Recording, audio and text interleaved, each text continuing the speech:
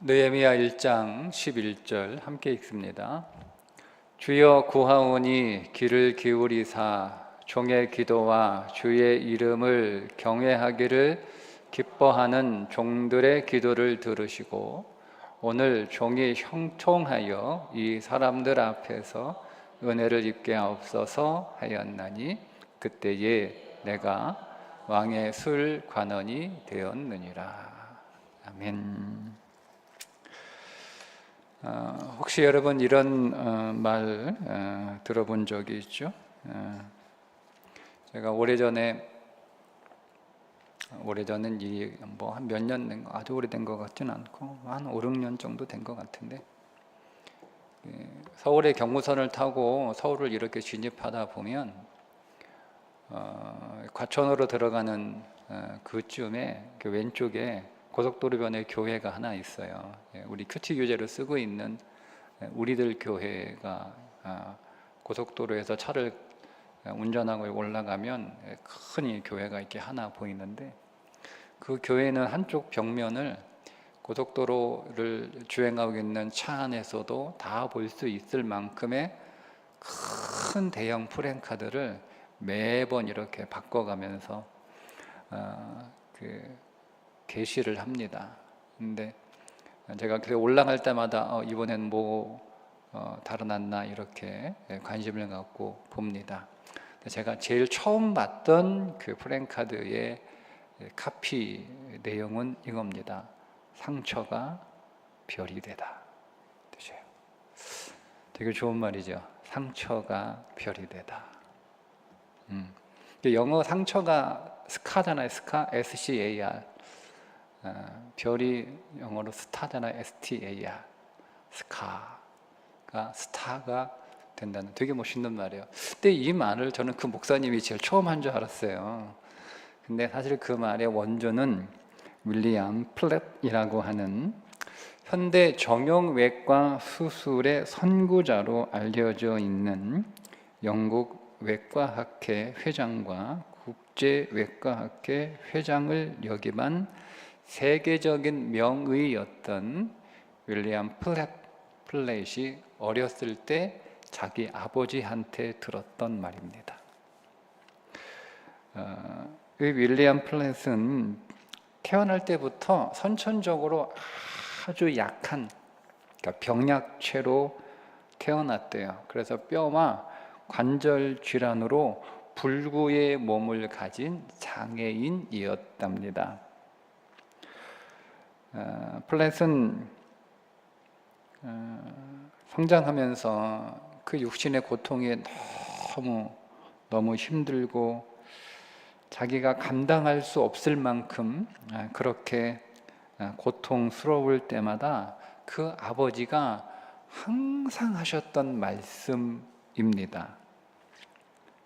그는 그 아버지의 글 한마디, 그 말씀을 그 마음에 새기고 그의 힘들고 어려웠던 그의 삶을 이겨나갔다라고 합니다. 그 말이 뭐냐면, 얘야, 너의 상처가 별이 되게 하거라. 너의 상처가 별이 되게 하거라. 여러분, 상처는 별이 될 수 있음을 여러분도 믿습니까? 상처가 별이 될 수 있다. 상처가 별이 될 수 있다. 그냥 이렇게 좋은 말이 아니라 진실로 믿음의 사람들에게 상처는 별이 되는 줄 믿습니다. 오늘 느헤미야의 첫 번째 기도예요. 느헤미야에는 느헤미야의 기도가 여러 번 나옵니다. 매주 내 느헤미야 기도를 하나씩 우리가 함께 묵상하고 나눠볼 건데요. 오늘 첫 번째 느헤미야 기도, 그리고 그 느헤미야가 기도를 다 하고 마지막에 했던 그 기도의 내용을 오늘 본문으로 잡았습니다. 느헤미야가 그렇게 기도를 했던 이유가 있죠. 멀리 1600km가 떨어진 예루살렘에서 자기 동생이 그 예루살렘의 소식을 가져왔는데, 예루살렘의 성벽이 다 무너지고, 그리고 성문은 다 불타서 이루 말할 수 없이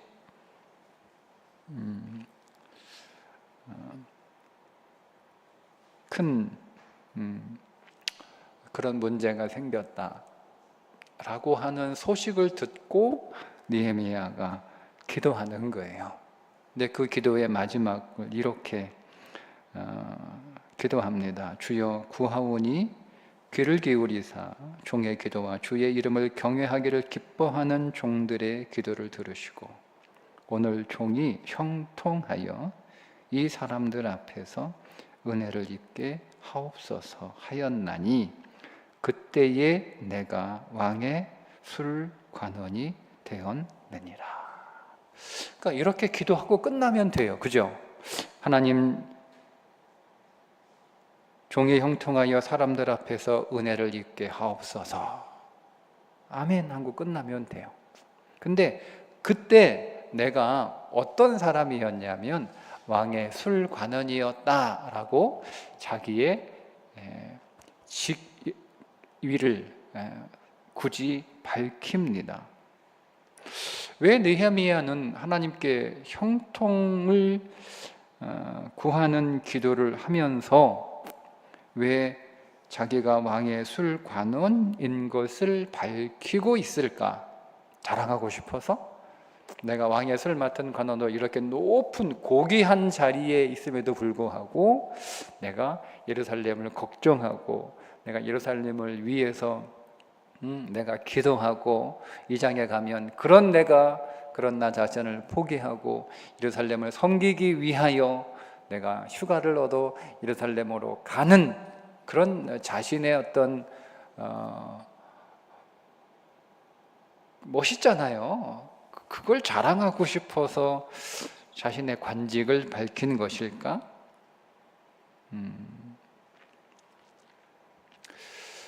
지금 느헤미야가 기도하던 그 예루살렘의 그 성벽이 많이 무너지고 성문이 다 불탔다라고 하는 소식을 들었던 그때는 언제였냐면 이미 바벨론으로 포로로 잡혀왔던 이스라엘 백성들이 1차와 2차 기환을 이미 한 상태예요.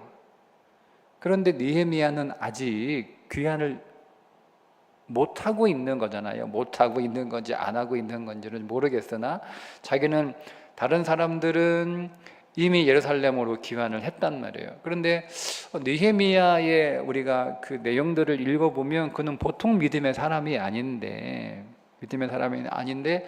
왜 귀환을 하지 않았을까?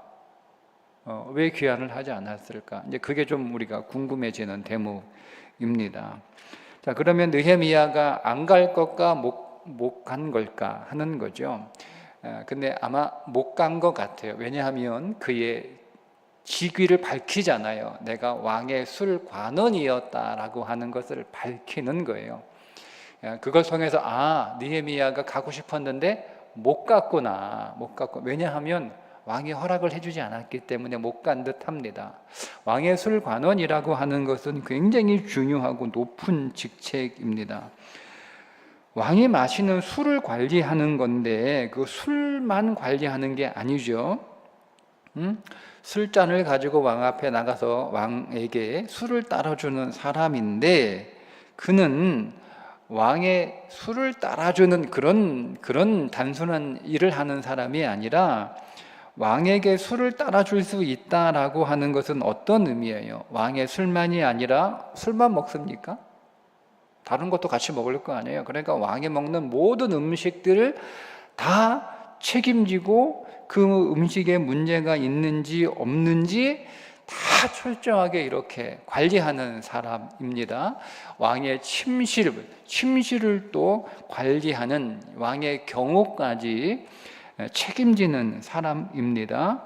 자, 왕에게 술을 이렇게 따라준다라고 하는 것은 이 사람이 맘만 먹으면 언제든지 왕을 시해할 수 있는 위치에 있는 사람이기 때문에 아무나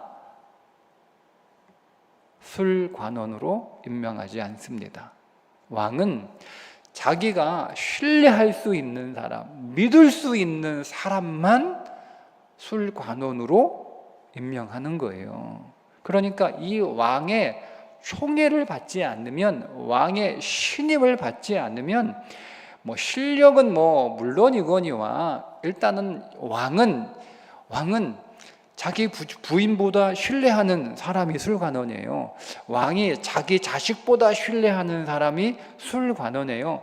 왕이 심지어 자기 부모보다 신뢰하는 사람이 술관원이에요. 그런 사람이 아니면 왕의 술관원으로 임명을 하지 않아요.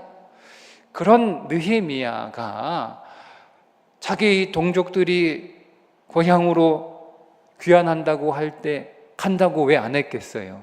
나도 보내주세요. 나도 가야 됩니다. 나도 가고 싶습니다. 그런데 왕이 허락을 안 했던 것 같아요. 2번씩이나 1차 때 갔을 때도 허락을 안 한 것 같고 2차 귀환을 할 때도 허락을 안 한 것 같고, 왜냐 하면 그게 저의 스토리가 아니고, 지금 느헤미야가 예루살렘이 성벽이 무너지고 성문이 불탔다라고 하는 소식을 듣고 자기가 가야 된다라고 하는 그런 사명이 확 자기 안에 기도하면서 왔단 말이에요. 그러면 왕한테 가서 내가 좀 가야겠다라고 왕한테 어떤 허락을 좀 받아야 되는데 2번씩 거절을 당했던 경험이 있으니까 아마 이번에도 왕이 허락을 안 해줄 거라고 하는 생각을 하지 않았겠어요? 그러니까 느헤미야가 마지막에 그렇게 기도한 거예요. 하나님, 종이 형통하도록 왕의 은혜를 입게 해주세요. 이 말은 제가 예루살렘에 갈 수 있도록 왕이 좀 허락할 수 있도록, 왕이 나에게 은혜를 베풀 수 있도록 좀 하나님 이렇게 기도를 한 거예요.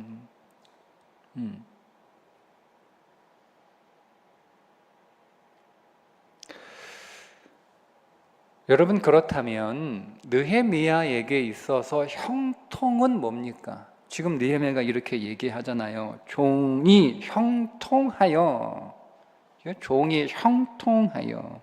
이 사람들 앞에서 이게 왕이란 말이에요.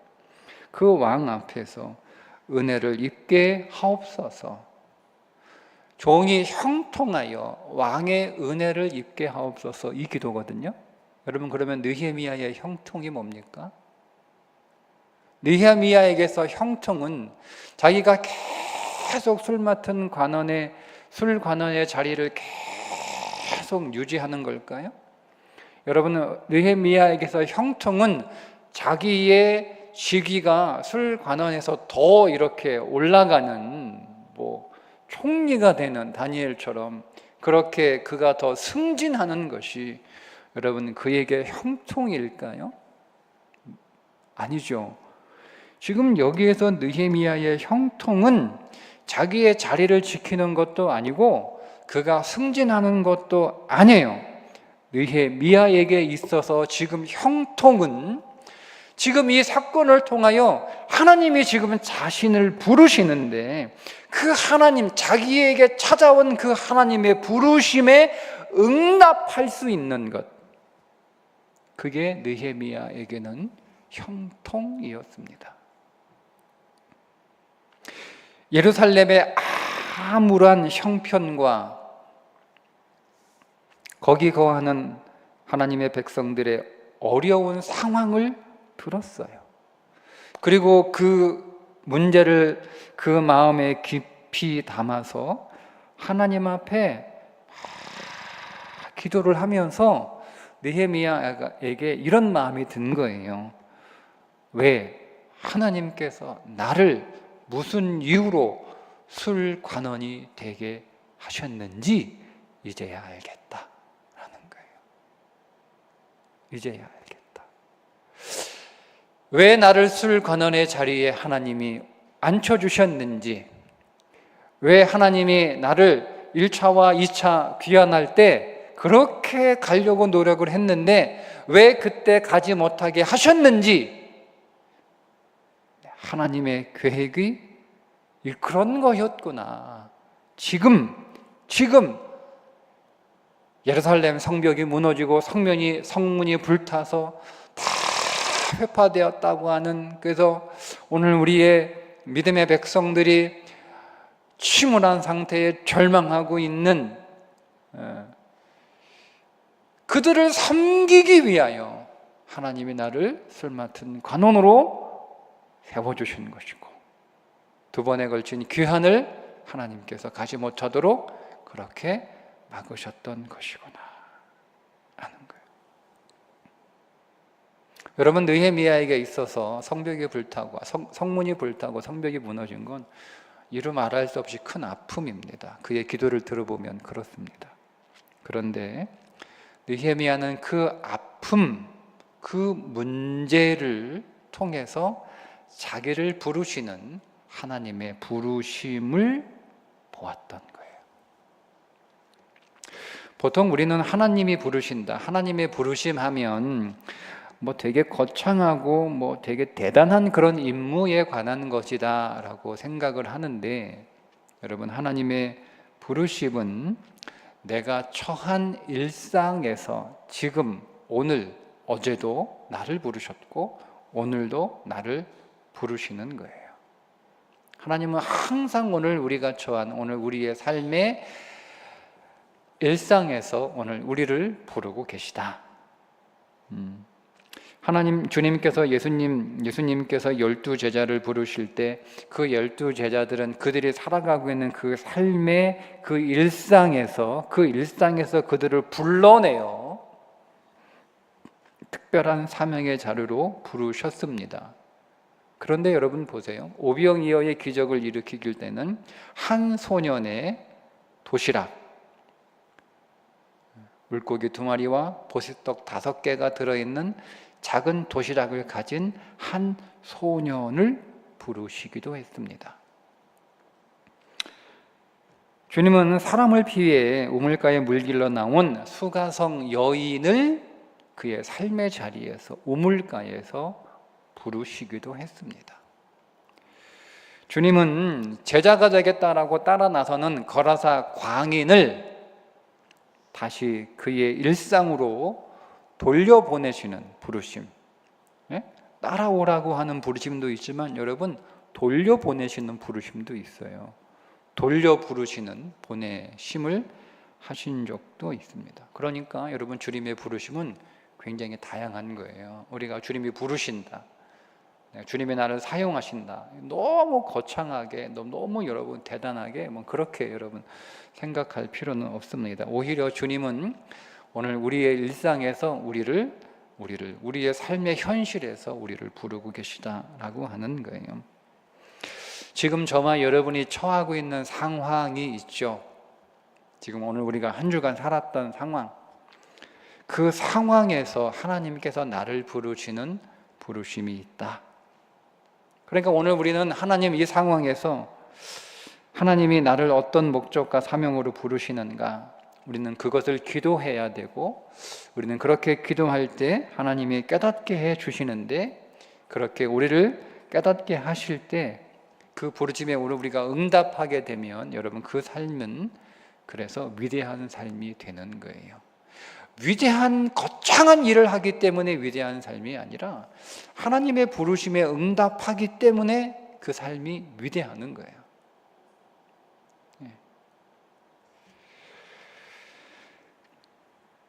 느헤미야가 이렇게 기도를 합니다. 하나님, 예루살렘 성벽이 무너졌답니다. 하나님, 예루살렘 성문이 불탔다고 합니다. 하나님, 이 소식을 제게 전해 주셨습니다. 하나님, 이 소식을 제게 전해 주신 그 하나님이 그 성문과 성벽을 위하여 일하시는 그 하나님의 부르심에, 하나님, 나를 어떤 목적으로, 하나님, 나를 어떤 사명으로 지금 부르고 계십니까? 이렇게 기도했던 거예요. 그리고 그 기도에 하나님이 응답을 하신 거죠. 여러분, 느헤미야는 그 예루살렘 성벽과 성문을 위해서 그가 할 수 있는 여러 가지 일들이 있었을 거 아니에요? 재정적으로도 여러분 그가 섬길 수 있죠. 그죠? 재정적으로 그 성벽을 다시 보수하고 성문을 다시 달 수 있도록 재정적으로 섬기는 부르심으로 하나님이 그를 부르실 수 있어요. 아니면 그거를 일할 수 있는 노동력, 일꾼들을 보내는 것으로, 지원하는 것으로 그렇게 자신을 부르시는 것일 수도 있어요. 아니면 자기가 직접 가서 그 일을 책임지고 그 일을 수행하는 부르심으로 하나님이 부르실 수 있습니다. 그런데 느헤미야는 어떤 부르심으로 응답을 받았냐면 자기가 섬기는, 자기가 직접 그 예루살렘에 가서 자기가 섬기는 그 부르심으로 부름을 받았던 것입니다.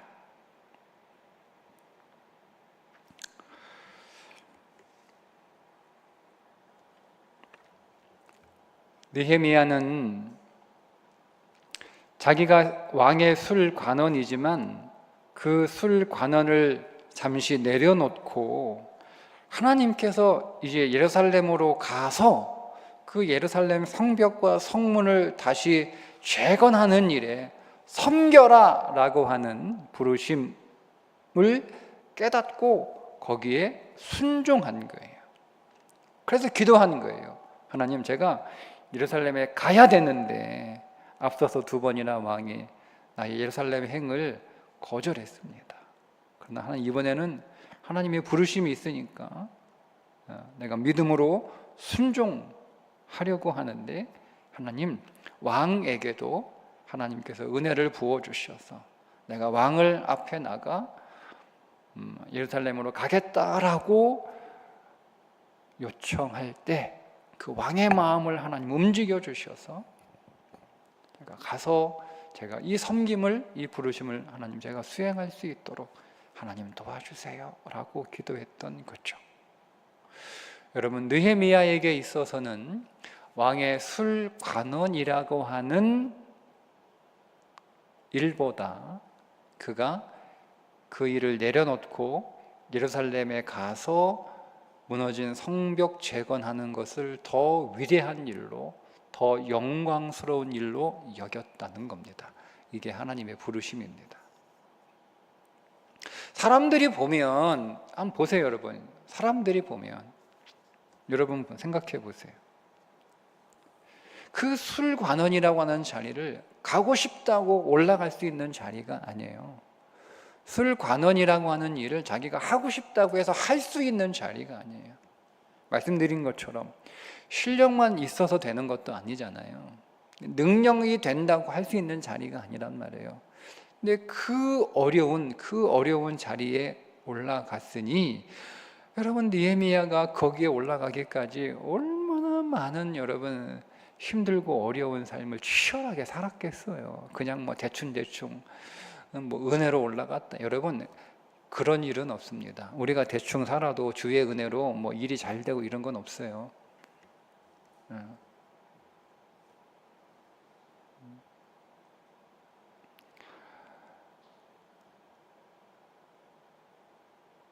다니엘이 실력으로 그 자리에 올라갔잖아요.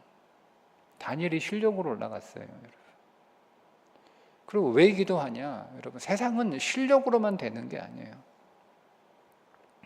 다니엘을 보면 실력으로도 안 되는 인생이라는 걸 우리가 경험하게 되죠. 그죠? 다니엘이 실력이 탁월하잖아요. 털어서 먼지 안 나는 정도의 실력이면 그거는 뭐 대단한 거예요. 그런데도 여러분, 그가 사람들의 모함에 걸려서 넘어지잖아요. 그러니까 여러분, 우리가 기도하는 건 그냥 내가 노력 안 하고 그냥 어떻게 인생 그냥 쉽게 이렇게 살아보려고 기도하는 거 아니에요. 우리는 열심히 내게 주어진 삶을 정말 치열하게 살아가야 됩니다. 다니엘이 자기를 그렇게 철저하게 관리했던 것처럼 우리도 우리의 삶을 관리해야 돼요. 시간 관리해야 되고 우리의 생활 관리해야 되고 내 영성 관리해야 됩니다. 다니엘을 그렇게 철저하게 관리했던 사람이에요. 느헤미야도 마찬가지. 그의 이야기를 성경은 다 말하고 있지 않지만 느헤미야도 거기까지 올라가게 얼마나 여러분 자기 자신을 철저하게 혹독하게 관리하면서 그 자리에 올라갔겠어요. 근데 그거를 그냥 자기가 여기 있으면 편안하게 살 수도 있고 그런데 그거를 그냥 마다하고 간다? 이건 다니엘은 다른 거예요. 느헤미야는 다른 거예요. 그는 왕의 술관은 제국이잖아요. 제국. 페르시아 제국 아닙니까? 이 거대하고 어마어마한 페르시아 제국의 황제의 술관원이라고 하는 것보다 무너진 예루살렘 가서 거기서 그냥 노가다 하는 거예요. 노가다 십장하는 거 아니에요? 그걸 훨씬 더 위대하고 명예로운 일로 받았다는 거예요. 왜요? 하나님의 부르심이었기 때문에 그렇습니다. 여러분, 오늘 우리의 인생에서 가장 위대한 삶은 거창한 삶이 아니에요. 하나님의 부르심에 응답하는 삶이에요. 그게 가장 위대한 삶이에요.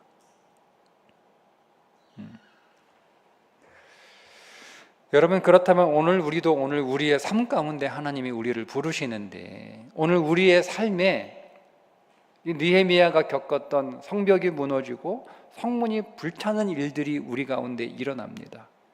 성벽이 무너지는 것처럼 내가 의지하고 있던 것들이 무너지는 일이 내 인생에 일어날 수 있어요.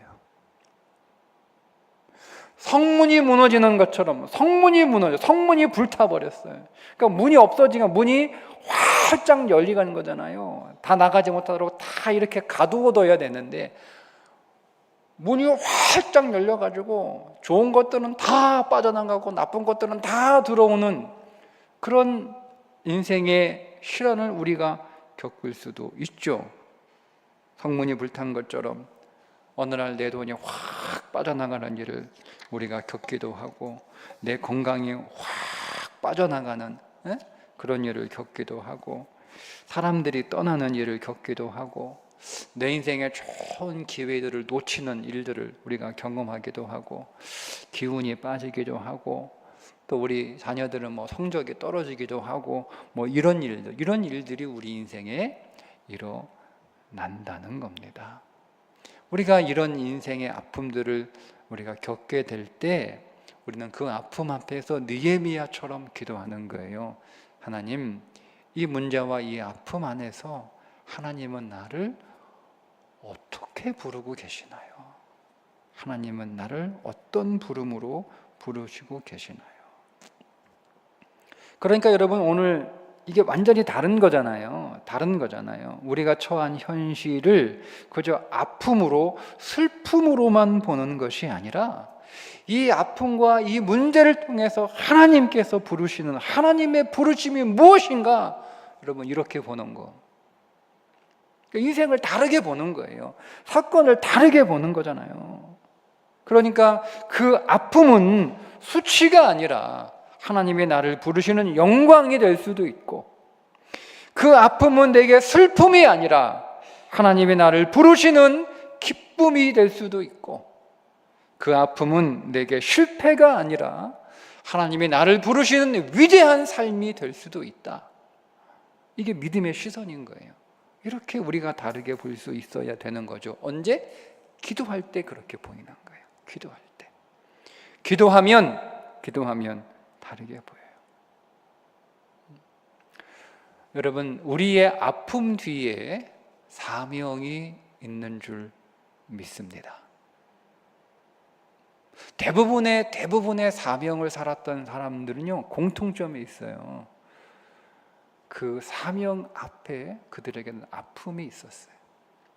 근데 그 아픔을 통해서 하나님이 부르시는 사명을 만나게 된 거죠. 그래서 아픔 뒤에는 사명이 있습니다. 1,400만 명이 시청하고 132개국의 위성으로 중계가 되었던 오프라 윈프리 쇼를 진행했던 오프라 윈프리는 타임지가 선정한 금색이 가장 영향력이 있는 사람 100인에 들었던 여인입니다. 그런 오프라 윈프리는 시골 미시피주에서 사생아로 태어났습니다. 태어났을 때 어머니로부터 버림받아 외할머니가 자기를 키웠는데, 그 외할머니도 병에 걸려 자기를 키울 수 없게 되자 어머니가 살던 밀워키로 보내줬어요. 그런데 그 어머니에게로 갔지만 거기서 사랑과 인정과 돌봄을 받은 게 아니라 오히려 그의 인생에 아주 엄청난 고난을 겪어야만 했습니다. 9살에 사촌 오빠로부터 성폭행을 당합니다. 14살에 미혼모가 됩니다. 그리고 그렇게 낳은 아들이 2주 후에 죽습니다. 그 인생의 고통을 그는 감당할 수가 없어서 자살을 시도하기도 했고 마약에 손을 대기도 했습니다. 그런데 어떻게 이런 삶의 이력을 가지고 있는 여인이 금세기에 가장 영향력을 끼치는 100인 가운데 들어갈 수 있었을까? 오프라 윈프리가 책을 하나 썼습니다. 그 책의 제목이 이것이 사명이다입니다.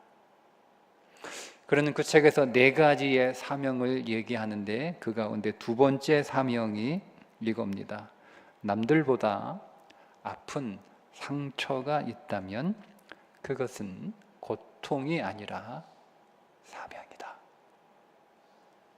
남들보다 아픈 상처가 있다면 그것은 고통이 아니라 사명이다. 여러분, 그래요. 아픔 뒤에는 사명이 있습니다. 여러분, 우리가 우리의 아픔을 해결하는 방법이 있어요.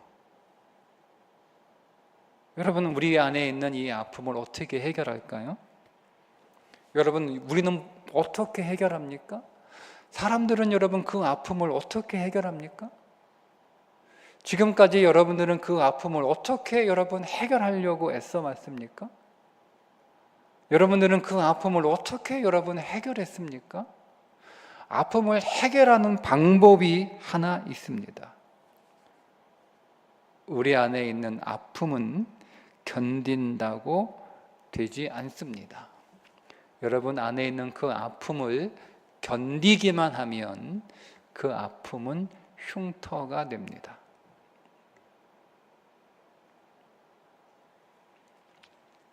그러나 그 아픔을 통하여 부르시는 하나님의 부르심에 응답하면 그 아픔을 해결할 수 있습니다. 그게 아픔을 해결하는 그리스도인의 방식입니다. 아픔을 해결하기 위해서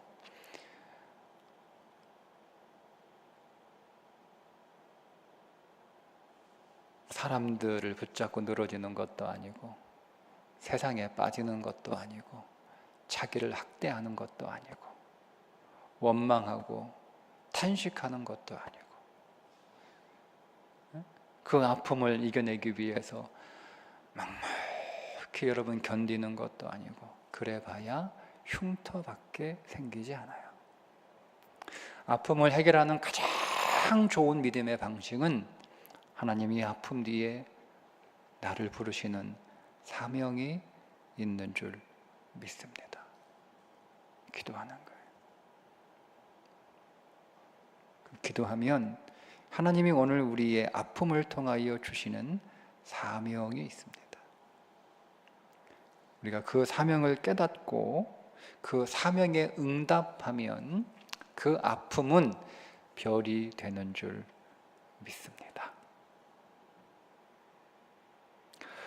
그래서 오늘 우리의 인생에 지금 내가 겪고 있는 이 아픔이 흉터가 될 것인가? 내가 겪고 있는 이 아픔이 별이 될 것인가? 그건 여러분들이 선택하시는 거예요. 여러분들의 선택하시는 거예요. 여러분들의 선택에 따라 그 아픔은 여러분의 인생의 흉터로 남을 수도 있고 여러분의 인생의 별이 될 수도 있습니다. 오늘 우리가 기도할 때 하나님, 내가 겪고 있는 이 아픔, 네, 맞아요. 다 겪는 거예요. 누구나 겪는 거예요. 어쩌면 이 아픔이 남들이 보기에 특별한 아픔, 뭐 대단한 아픔이 아닐 수도 있어요. 그러나 내게는 큰 아픔이고, 내게는 대단한 아픔이고, 내게는 엄청난 고통입니다. 하나님, 내가 겪고 있는 이 아픔 속에서 하나님이 부르시는 부르심이 있음을 믿습니다. 네, 이 아픔을 통하여 하나님이 저에게 주시는 사명은 무엇인지 우리가 오늘 하나님 앞에 간절히 기도하고 마음을 열고 마음을 여는 거예요, 여러분. 우리가 겪고 있는 이 문제의 앞에서 우리가 마음을 여는 거예요.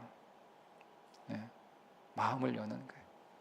그러면 하나님께서 그 아픔을 통하여 오늘 우리에게 말씀하시고 깨우쳐 주시는 줄 믿습니다. 그래서 여러분이 겪고 있는 이 아픔이 오늘 하나님의 나를 부르시는, 하나님이 오늘 내게 주시는 간절한 사명이 될 수 있기를 주님의 이름으로 축복합니다.